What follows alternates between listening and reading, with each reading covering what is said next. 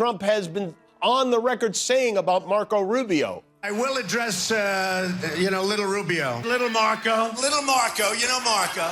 Little Marco. He's a little, L-I-D-D-L-E. Total lightweight.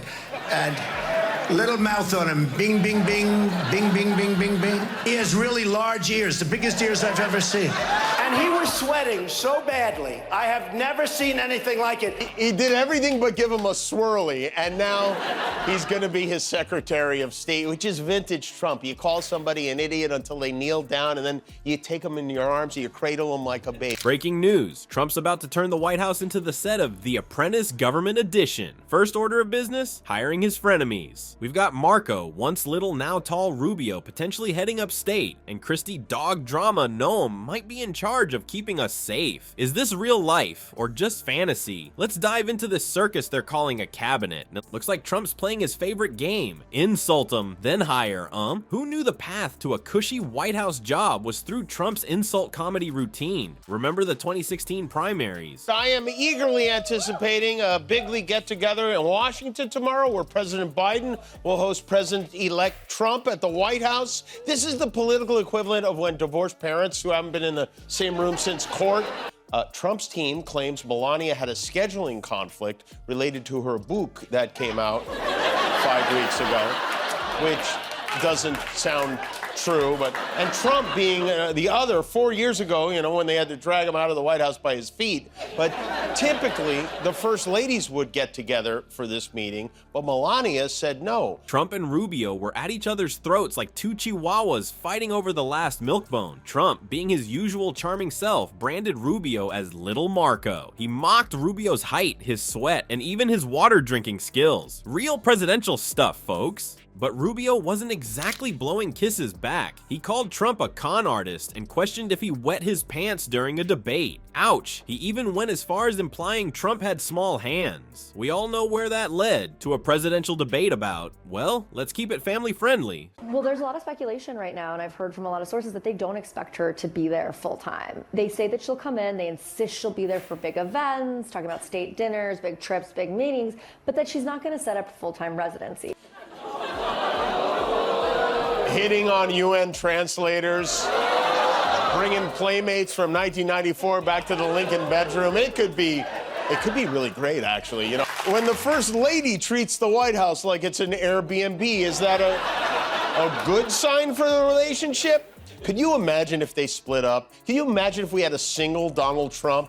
How in the world could these two work together? It's like trying to imagine a peaceful dinner with your ex and their new partner. Awkward city, population, everyone. But hold on to your MAGA hats, folks. Word on the street is that Trump's considering Rubio for Secretary of State. That's right, Little Marco might become Big Deal Marco. It's like a political version of The Odd Couple, but with nuclear codes. You've got to hand it to Trump. He knows how to keep us on our toes. One minute he's calling someone a lightweight choker. The next he's handing them the keys to foreign policy. It's like he's collecting his greatest hits for a reunion tour.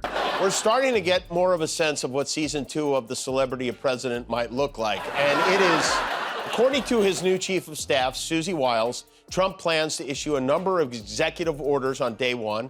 Wiles shared these thoughts at a 3-day conference for the Rockbridge Network, which is a group of right-wing money people co-founded by J.D. Vance that is focused on treating America as one big couch. 6 large fries, 2 buckets of KFC, and in addition, he wants to puts executive orders eliminating immigration and his ongoing fight against the climate. This whole situation proves that in politics, there are no permanent enemies, just temporary alliances. It's a world where today's insult target is tomorrow's potential cabinet member. Who needs consistency when you can have chaos, right? So what would a Rubio-run State Department look like? Would he implement a strict no-sweating policy for diplomats? Maybe he'll introduce water-sipping etiquette classes for ambassadors. One thing's for sure, international meetings are about to get a lot more interesting. If you thought Rubio as Secretary of State was weird, wait till you hear about Trump's other cabinet picks. It's like he's assembling the Avengers, but instead of superheroes, we've got a cast that makes reality TV look tame. Who needs experience when you've got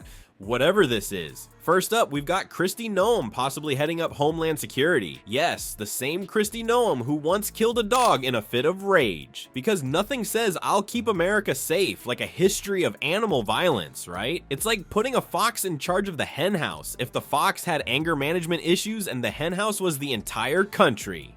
Perfect. That's great. When do we do a family shot? Elon, you have to have a picture with your boy. We have to get Elon with his boy. Absolutely. That's a gorgeous, perfect boy. Tristan's almost enough. That's a great Have Elon Musk throwing his weight around. He's basically moved into Mar-a-Lago, and based on this photograph he posed, it looks like he may have moved into the Trump family himself. Now, did you notice who was not in the photo? Melania was not in the photo. Elon was. Melania. You see what you get for $100 million?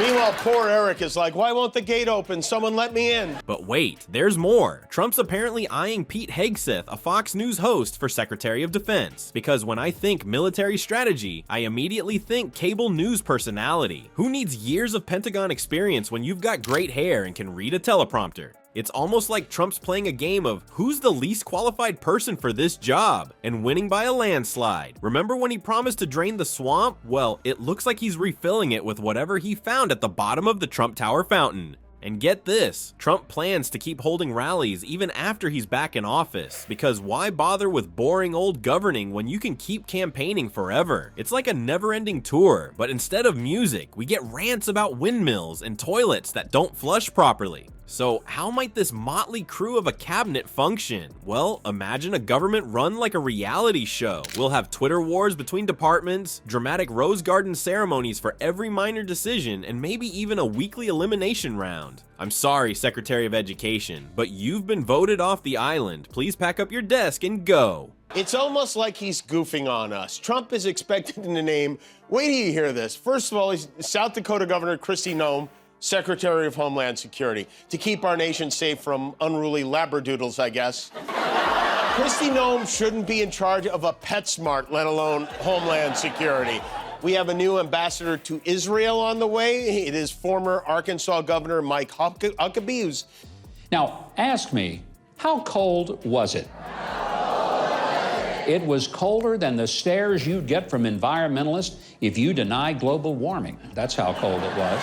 One thing's for sure, with this cabinet, we're in for a wild ride. It's like Trump's taking the phrase, think outside the box, and applying it to the entire US government. Who knows, maybe by 2028, we'll have a TikTok influencer as Secretary of State and a professional wrestler running the Treasury. At this point, would anyone even be surprised? So what's the deal with Trump's cabinet picks? It's like he's trying to build a circus, not a government. These choices tell us more about Trump than any tweet ever could. He's not looking for experience or expertise. He's after loyalty and drama. It's the political version of Keeping Up with the Kardashians, but with nuclear codes. Hey, don't fall asleep on this, folks. Keep your eyes peeled on those confirmation hearings. They might be as entertaining as a reality show, but with way higher stakes. Who knows, maybe we'll see Rubio and Trump arm wrestling for the State Department. As for the next 4 years, well, buckle up, Buttercup. We might just see the White House turned into a golf course, or the Lincoln bedroom rented out on Airbnb. Hey, at least it'll never be boring, right? Orange, you glad you stayed tuned?